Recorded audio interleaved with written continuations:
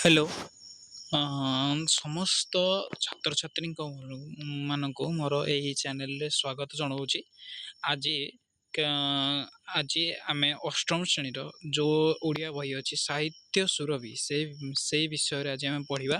ସାହିତ୍ୟ ସୁରଭି ଯେଉଁ ନୂଆ ବହି ଆମର ବାହାର କରିଛି କ'ଣ ଆମର ଶିକ୍ଷାମନ୍ତ୍ରୀ ଏବଂ ମୋହନ ଚରଣ ମାଝୀ ଆମର ଯେଉଁ ମୁଖ୍ୟମନ୍ତ୍ରୀ ମିଶିକରି ଯେଉଁ ନୂଆ ବହି ବାହାର କରିଛନ୍ତି। ନୂଆ ବହି ହେବା ପୁରୁଣା ବହି ପଢ଼ିବା ହେଲା ଆମର କାମ। ପଢ଼ିବା ହେଲା ଆମ କାମ। ପଢ଼ିକି ଶିକ୍ଷିତ ହେବା ହେଲା ଆମ କାମ। କିଏ କ'ଣ ଲେଖୁଛି କିଏ କ'ଣ ନାହିଁ, ଭୁଲ ଲେଖୁଛି ଠିକ୍ ଲେଖୁଛି, ସେସବୁ ଧ୍ୟାନ ଦେବା ଉଚିତ। କିନ୍ତୁ ଆମେ ଭୁଲକୁ ଧ୍ୟାନ ଦେବା ଉଚିତ, ଠିକ୍କୁ ମାଇଣ୍ଡରେ ରଖିବା ଉଚିତ।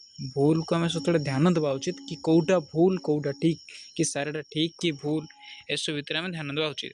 ତ ଆଜି ଆମେ ଅଷ୍ଟମ ଶ୍ରେଣୀର ସାହିତ୍ୟ ସୁରଭି, କେବଳ ଅଷ୍ଟମ ଶ୍ରେଣୀ ନୁହଁ, ମୁଁ ପ୍ରଥମରୁ ଦଶମ ଶ୍ରେଣୀ ପର୍ଯ୍ୟନ୍ତ ସମସ୍ତ ବିଷୟକୁ ବହୁତ ଅତ୍ୟନ୍ତ ଭଲ ଭାବରେ ଗୋଟେ ପରେ ଗୋଟେ ଭିଡ଼ିଓ କରି ସମସ୍ତଙ୍କୁ ମୁଁ ବୁଝେଇବି। ସେଥିପାଇଁ କୌଣସି ଛାତ୍ର କିଛି ଟେନସନ୍ ନେବାର ନାହିଁ। ଅତି ଆନନ୍ଦର ସହିତ ଆମେ ପାଠ ପଢ଼ିବା, ବହୁତ ମଜାମସ୍ତି ବି କରିବା। ତେଣୁକରି ଆଜି ଆମେ ପଢ଼ିବା ଅଷ୍ଟମ ଶ୍ରେଣୀ ବହିର ସାହିତ୍ୟ ସୁରଭି। କ'ଣ ପଢ଼ିବା ବେଲେ ନା ସାହିତ୍ୟ ସୁରଭି। ଏହି ବହିର ଅଷ୍ଟମ ଶ୍ରେଣୀ ଯେହେତୁ ଦେଖ ଏଠି କ'ଣ ଲେଖା ହେଇଛି। ଆମର ଏଇ ସାହିତ୍ୟ ବହିଟିକୁ କିଏ ଲେଖିଛନ୍ତି ବା ସମ୍ପାଦକ ମଣ୍ଡଳୀ କିଏ? ସତ୍ୟନାରାୟଣ ମିଶ୍ର ଏବଂ ଡକ୍ଟର ନିରୋଧ କୁମାର ମନ୍ତ୍ରୀ। ତାଙ୍କ ସହିତ ଆଉ ଜଣେ ଅଛନ୍ତି ଡକ୍ଟର ଶଙ୍କର୍ଷଣ ପ୍ରଧାନ, ଆଉ ଗୋଟେ ଶ୍ରୀ ରଣଜିତ କୁମାର ସ୍ୱାଇଁ। ସମୀକ୍ଷକ ମଣ୍ଡଳୀ କିଏ ଅଛନ୍ତି? ନିରୋଧ କୁମାର ମନ୍ତ୍ରୀ ଏବଂ ତାଙ୍କ ସହିତ ଡକ୍ଟର ଅଶୋକ କୁମାର ମହାନ୍ତି। ସଂଯୋଜକ ଅଛନ୍ତି ଡକ୍ଟର ସୁଦର୍ଶନ ସାନ୍ତରା। ମୁଖ୍ୟ ସଂଯୋଜିକା ଅଛନ୍ତି ଡକ୍ଟର ସବିତା ସୁ। ତା ସହିତ ବିଶେଷଜ୍ଞ ଅଛନ୍ତି ଡକ୍ଟର ନିରଞ୍ଜନ ମହାନ୍ତି ଏବଂ ତାଙ୍କ ସହିତ ଅଛି ଡକ୍ଟର ଲଳିତ କୁମାର ଲେଙ୍କା। ପ୍ରକାଶକ ମାନେ କିଏ? ବହିର ମାନେ ଟୋଟାଲ କେଉଁଠୁ ଆସିଛି ନା ବିଦ୍ୟାଳୟ ଗଣଶିକ୍ଷା। କେଉଁଥିପାଇଁ? ଯେ ବିଦ୍ୟାଳୟ ଗଣଶିକ୍ଷା ବିଭାଗ, ଓଡ଼ିଶା ସରକାର। ମୁଦ୍ରଣ ବର୍ଷ ହେଲା 2026। କେବେଠୁ ଆରମ୍ଭ ହେଇଛି ତାହେଲେ ଏଇଟା? ଏ ବହିଟି 2026 ମସିହାରୁ ମୁଦ୍ରଣ ବର୍ଷ ମାନେ ଆରମ୍ଭ ହେଇଥିବା ବର୍ଷ ହେଲା। ତାହେଲେ ପ୍ରସ୍ତୁତି କିଏ କରିଛନ୍ତି ଏ ବହିଟିକୁ? ଶିକ୍ଷକ ଶିକ୍ଷା ନିର୍ଦ୍ଦେଶାଳୟ ଏବଂ ରାଜ୍ୟ ଶିକ୍ଷା ଗବେଷଣା ଓ ପ୍ରଶିକ୍ଷଣ ପରିଷଦ, ଓଡ଼ିଶା, ଭୁବନେଶ୍ୱର ହେଲା। ଡିଟିପି କ'ଣ ଡିଜାଇନ୍ କିଏ କରିଛନ୍ତି? ଡିଟିପି ଆଉ ଡିଜାଇନ୍ କିଏ କରିଛନ୍ତି? ଓଡ଼ିଶା ରାଜ୍ୟ ପାଠ୍ୟପୁସ୍ତକ ପ୍ରଣୟନ ଓ ପ୍ରକାଶନ ସଂସ୍ଥା, ଓଡ଼ିଶା, ଭୁବନେଶ୍ୱରରେ ଆମର ଏଇଟା ସବୁ ଡିଟିପି ଆଉ ଡିଜାଇନ୍ ହେଇଛି ହେଲା। ଆମର ଏଠି କ'ଣ ଅଛି? ମୁଦ୍ରଣ ପାଠ୍ୟପୁସ୍ତକ ଉତ୍ପାଦନ ବିକ୍ରୟ, ଓଡ଼ିଶା, ଭୁବନେଶ୍ୱର ହେଲା। ଆମ ଓଡ଼ିଶା ପାଇଁ ଏ ବହିଟି କେବଳ ଛପା ହେଇଛି ବା ତିଆରି ହେଇଛି ହେଲା। ତାହେଲେ ପ୍ରସ୍ତାବନଟିକୁ ପିଲା ଆପଣ ସମସ୍ତେ ନିଜେ ପଢ଼ିବେ ଏ ପ୍ରସ୍ତାବନଟିକୁ। ତା ସହିତ ଅଛି ଆମର କ'ଣ ପ୍ରସ୍ତାବନଟି ସମସ୍ତେ ନିଜେ ତ ପଢ଼ିବେ। ତଳକୁ ଦେଖିବା ପୁସ୍ତକ ସମ୍ପର୍କରେ କ'ଣ କ'ଣ ଅଛି ନା ସମଗ୍ର ଶିକ୍ଷଣ ପ୍ରକ୍ରିୟାରେ ଭାଷାର ଭୂମିକା ଅତ୍ୟନ୍ତ ଗୁରୁତ୍ୱପୂର୍ଣ୍ଣ ହେଲା। ଆମର ସମଗ୍ର ଶିକ୍ଷଣ ପ୍ରକ୍ରିୟାରେ ଆମେ ଯେଉଁ ସବୁ ପାଠ ପଢ଼ୁଛେ ଓଡ଼ିଶାରେ କେବଳ ନୁହଁ, ଆମର ସମଗ୍ର ବିଶ୍ୱରେ ସବୁଆଡ଼େ ଯେଉଁ ସବୁ ପାଠ ପଢ଼ୁଛେ ସବୁଠି ଆମର ମୂଳ କ'ଣ ଦରକାର ହେଉଛି? ଭାଷା ହେଉଛି ସବୁଠୁ ଆମର ଅତ୍ୟନ୍ତ ଗୁରୁତ୍ୱପୂର୍ଣ୍ଣ ହେଲା। ପ୍ରକୃତ ଓ ସଚ୍ଚୋଟ ଭାଷା କେଉଁଭଳି ଭାବରେ ଆମେ କାହା ସହିତ କଥାବାର୍ତ୍ତା ହେବା, କେଉଁଭଳି ଭାବରେ ଆମେ କାହା ସହିତ କେମିତି କଥାବାର୍ତ୍ତା ହେବା, କାହା ସହିତ କାହାକୁ କେଉଁ ଭଳିଆ ବିହେଭ୍ କରିବା, ସେସବୁ ହେଲା ଆମର ଭାଷା। କେମିତି ଶିଖିବା, କ'ଣ ଶିଖିବା, ସେସବୁ ଆମକୁ ଶିଖେଇବେ କିଏ? ଘରର ପିତାମାତା। ସମସ୍ତେ ତ ପିଲା ଜାଣିଥିବେ ଆମର ପ୍ରକୃତ ଦେବତା କିଏ? ପ୍ରକୃତ ଦେବତା, ଜିଅନ୍ତା ଦେବତା ହେଲେ ଆମର ପିତାମାତା। ତାଙ୍କ ପରେ ଦେବତା କିଏ? ଶିକ୍ଷକ। ସେ ହେଲେ ଦ୍ୱିତୀୟ ଶିକ୍ଷକ। ପ୍ରଥମ ଶିକ୍ଷକ ଓ ଦେବତା ହେଲେ ତୁମର ବାପା ଆଉ ମା'। ଦ୍ୱିତୀୟ ଶିକ୍ଷକ ଓ ଦେବତା ହେଲେ ତୁମର ଗୁରୁ। ସେ ତୁମକୁ ପଢ଼ାଉଛନ୍ତି, ଶିକ୍ଷାଦାନ ପ୍ରଦାନ କରୁଛନ୍ତି ହେଲା। ବାପା ମା' ହାତ ଧରି ବାଟ ଚାଲିବା ଶିଖେଇଲେ, କିନ୍ତୁ ତୁମକୁ ଦୁନିଆରେ କେମିତି ଚାଲିବା, କେମିତି ଚଳିବା, କ'ଣ ସେଥିପାଇଁ ଦରକାର ହେବ, ଏସବୁ ଶିଖେଇଲେ କିଏ?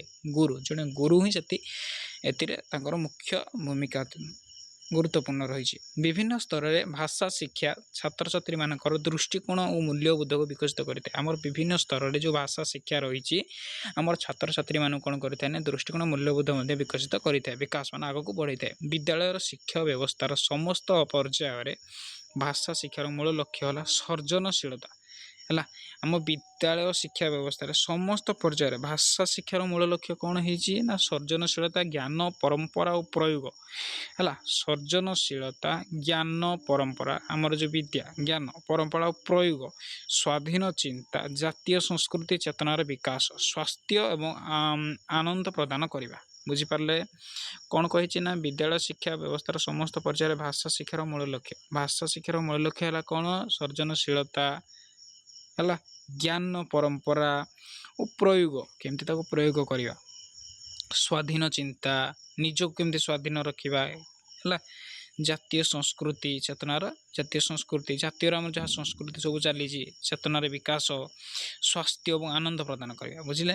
ତାହେଲେ କ'ଣ ହେଇଛି ତାପରେ ନା ଭାଷାର ସୃଜନଶୀଳତା ଅର୍ଥ ହେଉଛି ଶିକ୍ଷାର୍ଥୀଙ୍କ ଭାଷାର ଯୋଗାଯୋଗ ପ୍ରକୃତିର ସୃଜନଶୀଳତା ଦିଗକୁ ବୁଝିବା। ହେଲା, ଏଇଠି ଯାହା ସବୁ ଅଛି ଆମ ପୁସ୍ତକ ସମ୍ପର୍କରେ ଆମର ଯେଉଁ ସାହିତ୍ୟ ସୁରଭି ରହିଛି, ସାହିତ୍ୟ ବହି ବିଷୟରେ ସମ୍ପର୍କରେ ଜାଣିବା ପାଇଁ ଏଇ ପୁସ୍ତକ ସମ୍ପର୍କରେ ଯେଉଁ ଲେଖା ହେଇଛି ଏଟା ଆପଣମାନେ ନିଜେ ସମସ୍ତେ ପଢ଼ିବେ। ପଢ଼ିକି ମୋତେ କମେଣ୍ଟରେ ଜଣାଇବେ ବୁଝିପାରିଲେ କି ନାହିଁ। ଏଟା କେବଳ ଆପଣମାନଙ୍କ ପାଇଁ, ଏଟା କେବଳ ପିଲେ ତୁମମାନଙ୍କ ପାଇଁ। ତୁମେ ହିଁ ଏଟା ନିଜେ ପଢ଼ିବ। ଯଦି ନ ବୁଝିପାରିବ ତାହେଲେ ତୁମେ ମୋତେ କମେଣ୍ଟ ବକ୍ସରେ ପଚାରି ପାରିବ କି ସାର୍ ଏଟା ବୁଝିପାରିଲିନି, ଏଟା ମୋତେ ଏଇ ବିଷୟରେ ଆଉ ଥରେ ଜଣାନ୍ତୁ।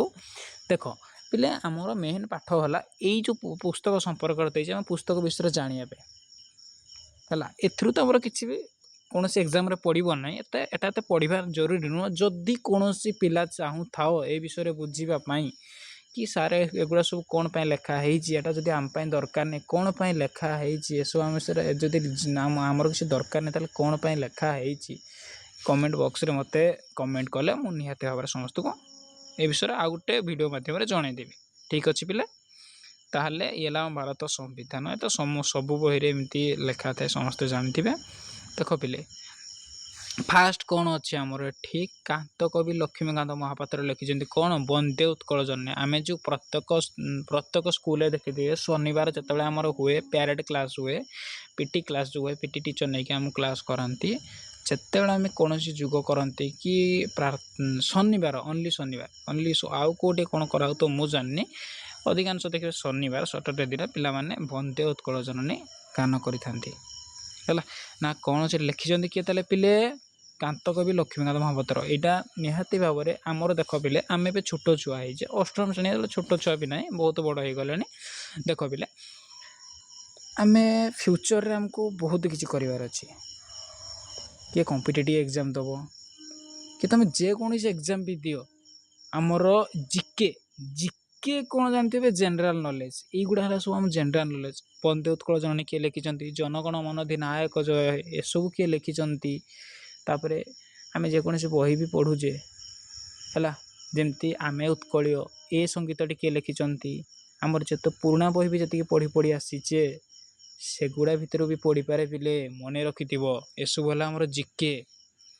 ଆଉ ବିଶେଷ କରି ଏଠି ଦୁଇଟା କୋଶ୍ଚିନ୍ ଅଛି ଏ ବନ୍ଦେ ଉତ୍କଳ ଜନନୀରେ। ବନ୍ଦେ ଉତ୍କଳ ଜନନୀରେ ଦୁଇଟି କୋଶ୍ଚିନ୍ କ'ଣ ନା, ବନ୍ଦେ ଉତ୍କଳ ଜନନୀ ଏହି ସଙ୍ଗୀତଟି କିଏ ଲେଖିଥିଲେ ପିଲେ? ଆମେ କହିଥିବା ଲକ୍ଷ୍ମୀକାନ୍ତ ମହାପାତ୍ର। ସେଟା ଲକ୍ଷ୍ମୀକାନ୍ତ ମହାପାତ୍ର ପୁଣି କିଏ?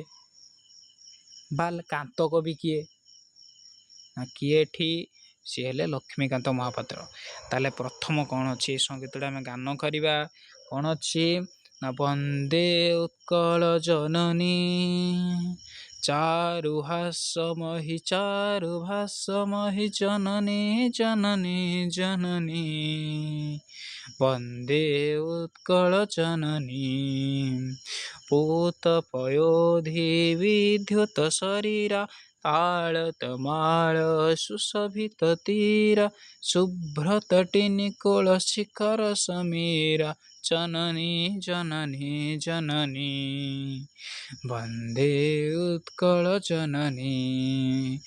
ଘନ ବନ ଭୂମି ରାଜିତ ଅଙ୍ଗେ, ନୀଳଭୂଧର ମାଳା ସାଜେ ତରଙ୍ଗେ, କଳ କଳ ମୁଖରିତ ଚାରୁ ବିହଙ୍ଗେ, ଜନନୀ ଜନନୀ ଜନନୀ, ବନ୍ଦେ ଉତ୍କଳ ଜନନୀ। ସୁନ୍ଦର ମନ୍ଦିର ମଣ୍ଡିତ ଦେଶା, ଚାରୁ କଳାବଳି ଶୋଭିତ ବେଶା ପୁଣ୍ୟତୀର୍ଥ ଜୟ ପୂର୍ଣ୍ଣ ପ୍ରତ୍ୟେଶା ଜନନୀ ଜନନୀ ଜନନୀ ବନ୍ଦେ ଉତ୍କଳ ଜନନୀ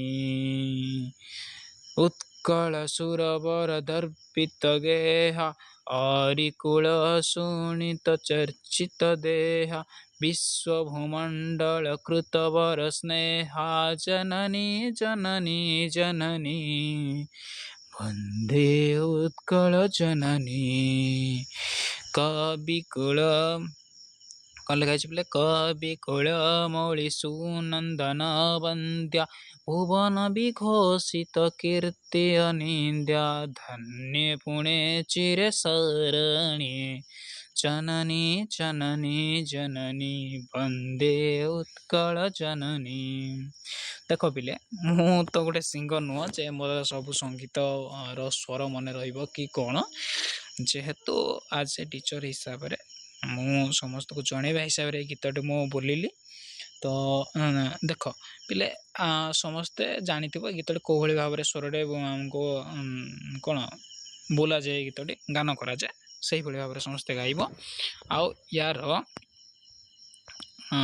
ଏ ଗୀତଟି ସମସ୍ତେ ମନେ ରଖିବା ଉଚିତ।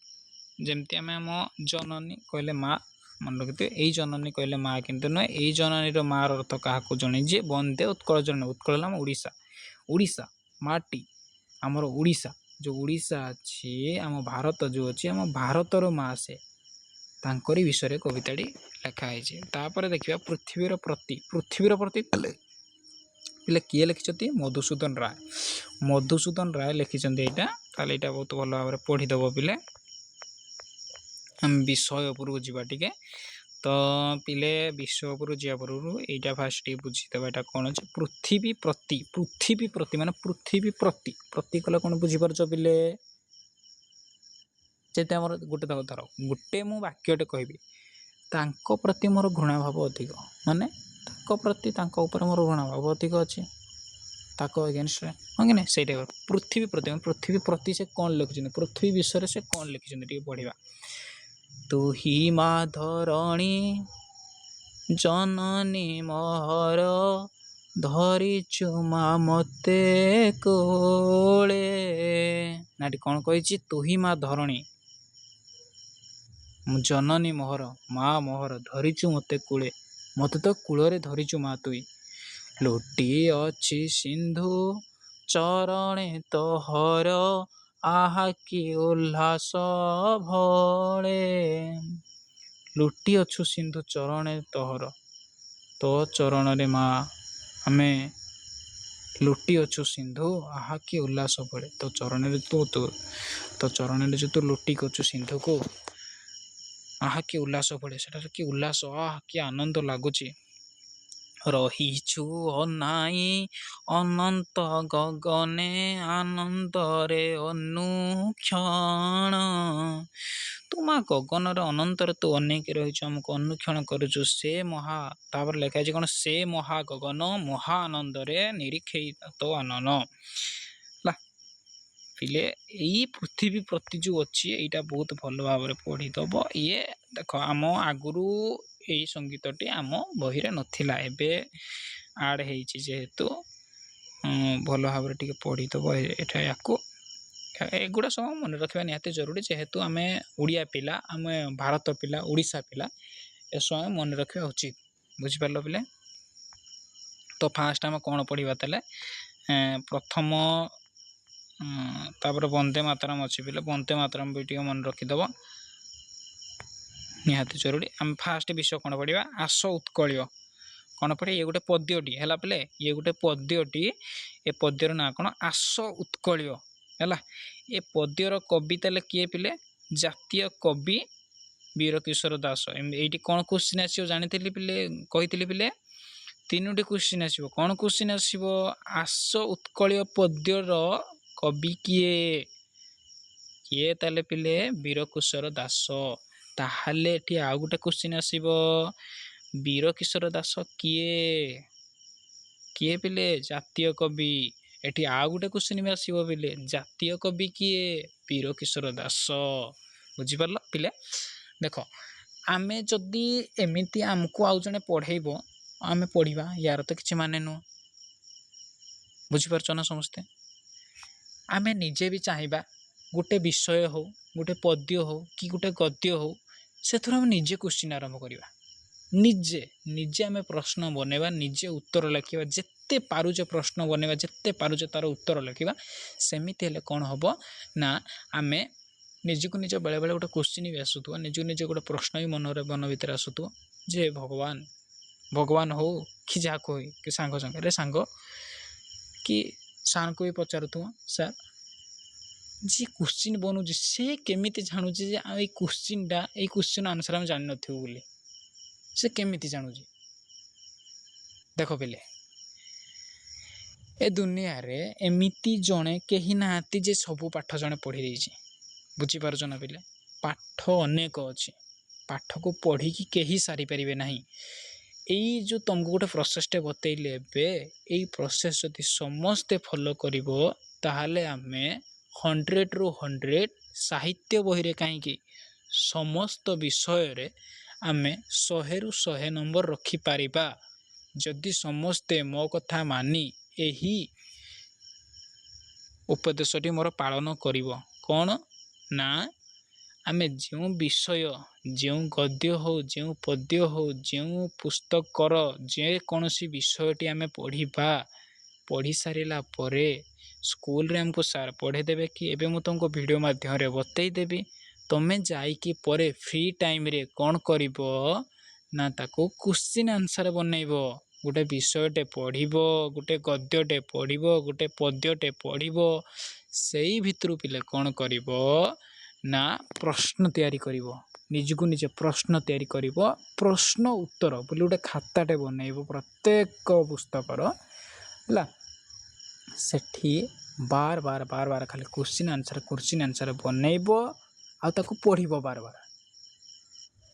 बार ताको पढ़िबो देखो बेले आमे एसबु कोन प्रैक्टिस करिया पे आमे बाहरु एमबीडी मगौजे एमबीडी हो कि यूनिक पेपर हो कि जम्बू फम्बू बुक हो आमे बाहर बहुत प्रकार बही मगे कि आमे पढ़ुचे से सब किसी आवश्यकता नहीं पिले बेकारिया खर्च मु कहूँ मो कथा शुण मो कथा मान जदि आमे समस्ते मिसी यही उपदेशटी मोर पालन करिबो ताहा हेले किछि दरकार होबनी यही उपदेशटी पालन कले आमे 100 रु 100 नंबर आराम से आनी परिबा तो पिले मु कोन कहले मन रहिला ए विषय रे कोन ए साहित्य सुरभि आमे जो अष्टम श्रेणी साहित्य सुरभि विषय प्रथम पद्यटीर नाम कोन ताले आस उत्कलिय ए विषय रे आस उत्कलिय जेउ देश रे गंगा बहे बुझी परलो आस उत्कलिय जेउ देश रे गंगा रुहे एई पद्यटी आमे केबे पढ़िबा ना काली ए विषय रे समस्त को म जणे देबी वीडियो माध्यम रे आउ एई भितर एबे भी जहा मु कहली के कोन बुझी पारिलो कि बुझी पारिलो नाही तो निहती जनइब बुझीपार पिले मुझे तुम मान समस्त को मुझे स्क्रीन उपरे मो नंबर दे दूची जदि किए बुझी पारिलो कि बुझी पारिलनी है ये विषय मत कांटेक्ट करना भी कही पारिबो नचे कमेंट बॉक्स मध्य मत जन पार रही पिले जय जगन्नाथ आ समस्ते आशा करुँच भलरे थिबो भलरे थी एमती पाठ उपर ध्यान दियो पाठ पढ़ापढ़ी कर आउ निजर गोटे गोटे लक्ष्य रख लक्ष्य रखिले आम पाठ आग को बढ़ी पार बुझीपार बेले ठीक अच्छे काली पुणी देखा नेक्स्ट वीडियो रे रही जय जगन्नाथ।